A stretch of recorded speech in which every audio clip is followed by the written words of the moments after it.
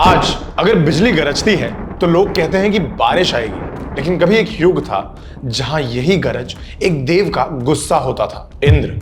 वही देव जिनको कभी आकाश का राजा, धरती का रक्षक और देवलोक का दंड नायक कहा जाता था। एक वज्र, एक प्रहार और असुर मिट्टी बन जाते थे। लेकिन आज इंद्र का नाम वीरता से ज्यादा अहंकार, धोखे और अधर्म से जोड़ा जाता है। कैसे एक देव जिसको पुराने युगों में पूजते थे, आज ग्रंथों में लगभग ईविल के रूप में दिखाया जाता है। ये कहानी इंद्र के उस बदलाव की है जो समय के साथ बहता गया।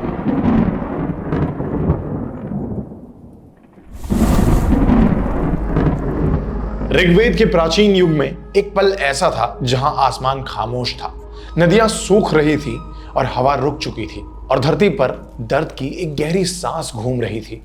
मनुष्य तड़प रहे थे, देवता असहाय थे। तब सभी ने इंद्र को पुकारा। इंद्र आए, वज्र हाथ में लिया और आकाश को चीरते हुए प्रकृति के सारे बंधन तोड़ दिए। नदियां फिर से बहने लगी, धरती ने सांस ली और जीवन लौट आया। इस लीला ने उन्हें प्रकृति के रक्षक, जीवन के संरक्षक के रूप में स्थापित किया।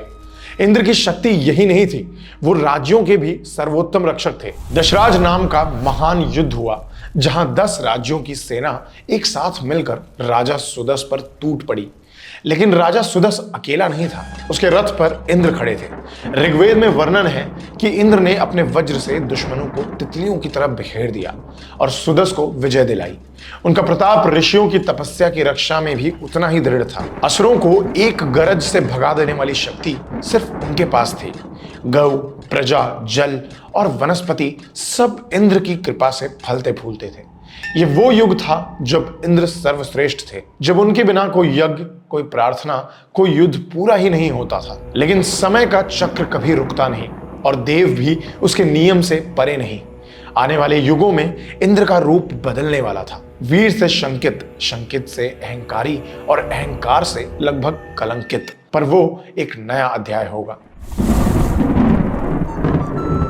ऋग्वेद के बाद जो देव पहले निर्भय, साहसी और विजयी दिखते थे, उनके भावों में अब शंका, डर और असुरक्षा का रंग उभरने लगा। इस युग का प्रारंभ विश्वरूप के किस्से से हुआ। विश्वरूप त्वस्था का पुत्र, जिसे देवताओं ने अपना पुरोहित बनाया था, लेकिन इंद्र को शक हुआ कि वो छुपकर असुरों का साथ दे रहा है।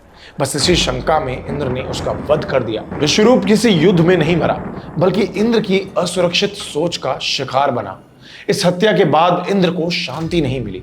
उन्हें महसूस होने लगा कि उनका प्रहार पहली बार धर्म से नहीं, डर से निकला था। ग्रंथों में लिखा है कि वो कुछ समय तक जगत से दूर जाकर छुप गए, कभी कमल की नली में तो कभी जल में। जो वीर कभी देवलोक का राजा था, वही अब अपनी ही जिम्मेदारियों और कर्म का बोझ नहीं उठा पा रहा था। यह था वो युग जहां इंद्र की छवि पहली बार परिवर्तन की ओर बढ़ने लगी। पहले वो रक्षक थे और अब रचना और विनाश के बीच जूझ रहा एक देव। पहले वीर, अब असुरक्षित। और ये बदलाव अभी शुरू हुआ था। आगे चलकर यही इंद्र उस पथ पर बढ़ने वाले थे जहां उनकी प्रतिष्ठा, उनका बदलाव और उनकी महिमा धीरे धीरे कम होती जाएगी। उपनिषदों और इतिहासों का युग आते आते इंद्र की छवि में पहली बार कमजोरियां साफ दिखने लगी। सबसे पहले आई अहल्या की कहानी। कहते हैं एक दिन इंद्र ने अपनी इच्छाओं को नियंत्रण नहीं किया और ऋषि गौतम का रूप धारण करके अहल्या को भ्रम में डाल दिया। पाप जब ऋषि गौतम के सामने आया, उन्होंने इंद्र को श्राप दिया और उनका शरीर 1000 आंखों से भर गया। ये वो पल था जब पहली बार इंद्र का नाम पवित्रता से नहीं, पाप से जुड़ा। फिर सामने आया इंद्र का सबसे बड़ा दुख, तपस्वियों का डर। जब भी कोई तपस्वी शक्ति जमा करता, इंद्र का मन कांप उठता कि शायद ये भी उनके सिंहासन को चुनौती दे दे। इसी भय से उन्होंने मेनका, रंभा जैसे अप्सराओं को बार बार भेजा ताकि तपस्या टूट जाए। जो देव कभी रक्षक था, अब धर्म और तपस्या के बीच खड़ा एक बाधा बन गया। और फिर आई गरुड़ की घटना, जिसने शायद इंद्र के पतन की सबसे गहरी लकीर खींच दी। गरुड़ का जन्म होते ही सब जानते थे कि वो किसी देव से कम नहीं। इंद्र ने वज्र चलाया, लेकिन गरुड़ ने उसे सह लिया, दबाया और आगे बढ़ गया। अंत में इंद्र को उसके सामने झुकना पड़ा और वही क्षण था जहां पहली बार लगा कि स्वर्ग का राजा अब अकेला सबसे शक्तिशाली नहीं रहा। यही वो युग था जहां इंद्र का वीर रूप टूटने लगा और उनका नाम शक्ति नहीं, डर और असुरक्षा से जुड़ने लगा। पौराणिक युग आते आते इंद्र का रूप पूरी तरह बदल चुका था और कभी कभी तो विलन के रूप में दिखाया जाने लगा। उनकी कहानियों में उनका पहला बड़ा पतन गोवर्धन घटना से जोड़ा जाता है। ब्रज में हर वर्ष इंद्र की पूजा होती थी और माना जाता था कि उनके बिना वर्षा और कृपा संभव नहीं। लेकिन एक दिन कृष्ण ने लोगों से कहा कि प्रकृति को, गोवर्धन पर्वत को और अपने कर्म और जीवन को ही सम्मान देना चाहिए, किसी डर के आधार पर नहीं।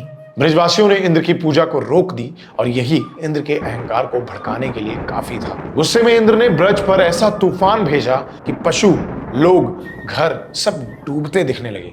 लेकिन कृष्ण ने अपनी छोटी उंगली पर गोवर्धन को उठाकर ब्रजवासियों को शरण दी और इंद्र को अपना अहंकार तोड़ने पर मजबूर किया। यह घटना पुराणों में एक बड़ी टर्निंग पॉइंट बनी, जहां इंद्र को एक जलन से भरे अहंकारी देवता के रूप में दिखाया गया, जो अपनी मेहरबानी रोककर लोगों को दंड देने की कोशिश करता था। इसके बाद बहुत सी ऐसी कहानियां आती हैं जहां इंद्र का व्यवहार उनके पुराने वीर रूप से बिल्कुल विपरीत दिखने लगा।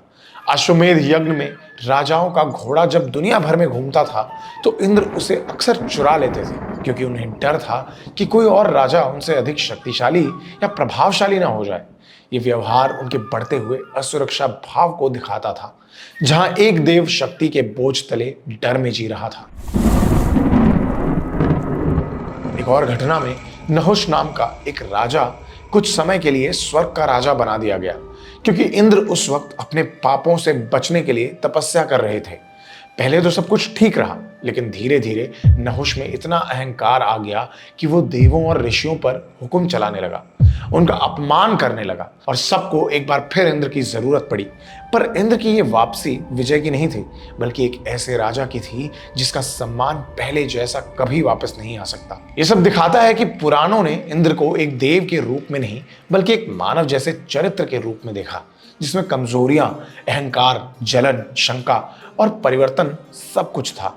पुराणों के बाद जब युग बदला, धर्म का रूप बदला और भक्ति की नई धाराएं उतरी, तब इंद्र का स्थान धीरे धीरे पीछे चला गया। जो देव कभी ऋग्वेद का सर्वश्रेष्ठ शासक था, वो अब एक प्रतीक बनकर रह गया। ऐसा प्रतीक जो मनुष्य के अंदर के अहंकार, असुरक्षा और इच्छाओं का दर्पण लगने लगा।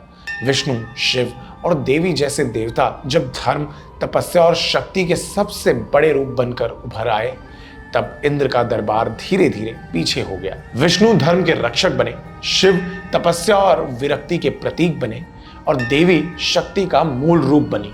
और इन तीनों के सामने इंद्र की भूमिका अब ना तो श्रेष्ठ रही, ना केंद्रीय।